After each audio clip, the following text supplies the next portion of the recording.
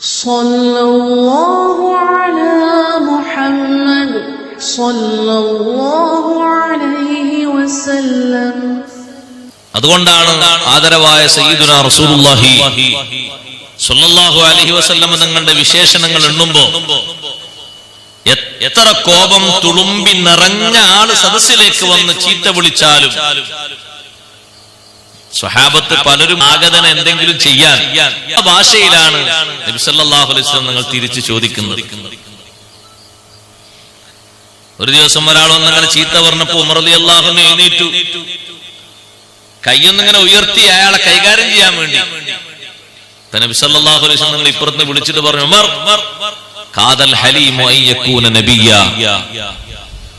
സഹനശീലമുള്ള മനുഷ്യൻ നബിയുടെ പദവിയോട് അടുത്ത പദവിയുള്ള ആളാണ്.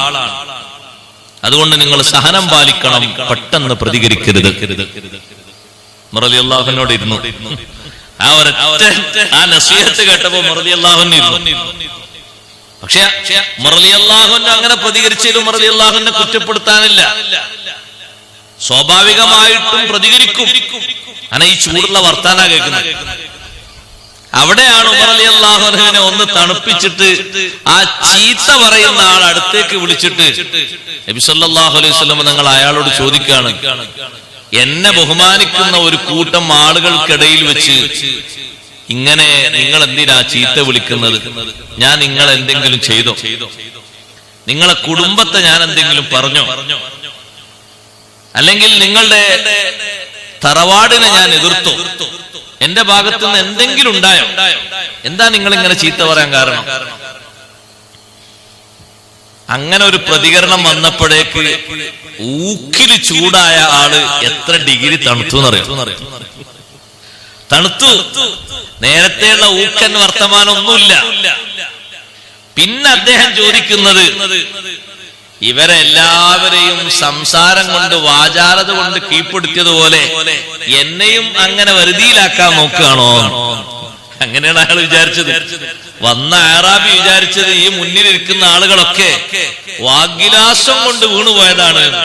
അല്ലല്ല, ഹക്ക് മനസ്സിലാക്കി ബോധ്യപ്പെട്ട് കൽബിലത് ഉറപ്പിച്ചിരിക്കാണ് ഈ മുന്നിലിരിക്കുന്ന ആൾക്കാർ. സ്വഹാബിമാരല്ലേ ആയിരിക്കുന്നത്. പക്ഷെ ചോദിച്ചത് അങ്ങനെ, ഇവരൊക്കെ കീഴ്പ്പെടുത്തിയതുപോലെ എന്നെയും പറഞ്ഞു കീഴ്പ്പെടുത്താനാണ് നോക്കുന്നത്. പക്ഷെ സ്വഹാബത്ത് മനസ്സിലാക്കുന്ന അതല്ല. നേരത്തെ ചൂടായ ആ ചൂടിന്റെ ഊക്കൊക്കെ പോയി. എന്താ കാരണം? ഇപ്പുറത്തുനിന്ന് അങ്ങോട്ട് ചോദിച്ചത് നല്ല തണുത്ത ചോദ്യം. ഇപ്പുറത്തുനിന്ന് അങ്ങോട്ട് ചോദിക്കുന്നത് ഇപ്പുറത്തുനിന്ന് ചോദിക്കുന്ന ഊക്കിലാണെങ്കിൽ ഊക്കിൽ തന്നെ പിന്നെയും വരും. പിന്നെ അത് അങ്ങനെ തന്നെ കളിക്കും.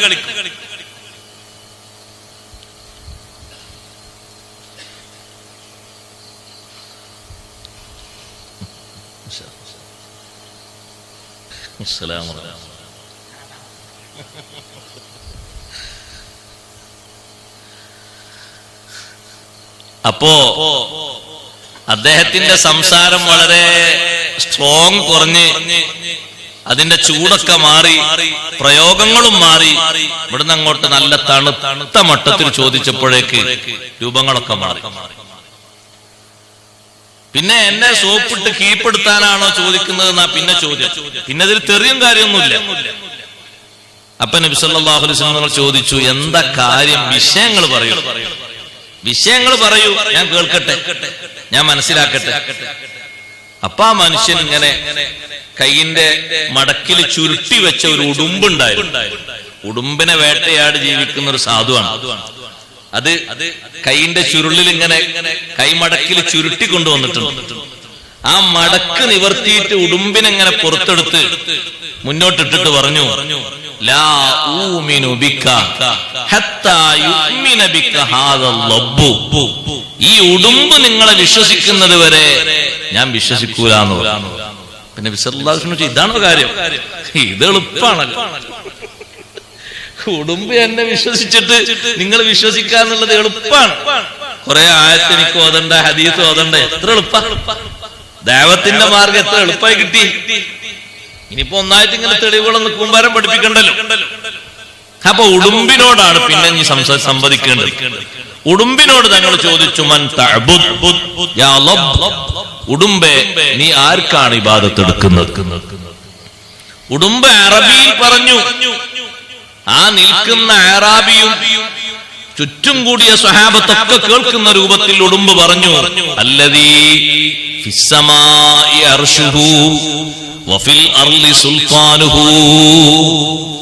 സമാഇൽ അർശിനെ സംവിധാനിച്ച ഒരുവനുണ്ട്, ലോകം മുഴുവനും അവന്റെ അധികാരമാണ്, അവനാണ് ഞാൻ ഇബാദത്ത് എടുക്കുന്നത്.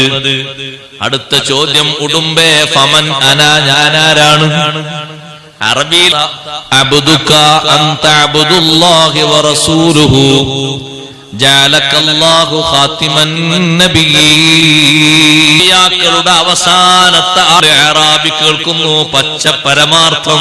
അറാബി പറഞ്ഞു, ലാ അത്തബിഉ, മറ്റു പലരും പറയുന്നതിന്റെ ലാ ഇലാഹ ഇല്ലല്ലാഹ് വ അശ്ഹദു അന്ന മുഹമ്മദർ റസൂലുള്ളാഹ്. ചൂടൊക്കെ തണുത്ത് മനസ്സിൽ ഈമാന്റെ പ്രകാശം കയറി അത് പുറത്തേക്ക് പ്രഖ്യാപിച്ചു. എന്തൊരു സന്തോഷമുള്ള സദസ്!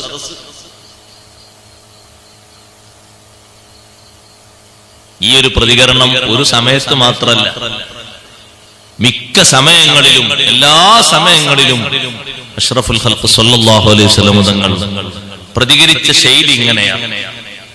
അങ്ങോട്ട് നിർമ്മലമായ ശൈലിയിൽ വിട്ടുവീഴ്ച മനോഭാവത്തോടുകൂടെ പ്രതികരിച്ച ശൈലി.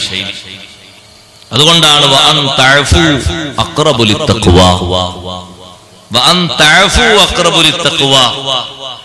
അഫു ചെയ്യലാണ്, ഇളവ് ചെയ്യലാണ് തഖ്വയിലേക്ക്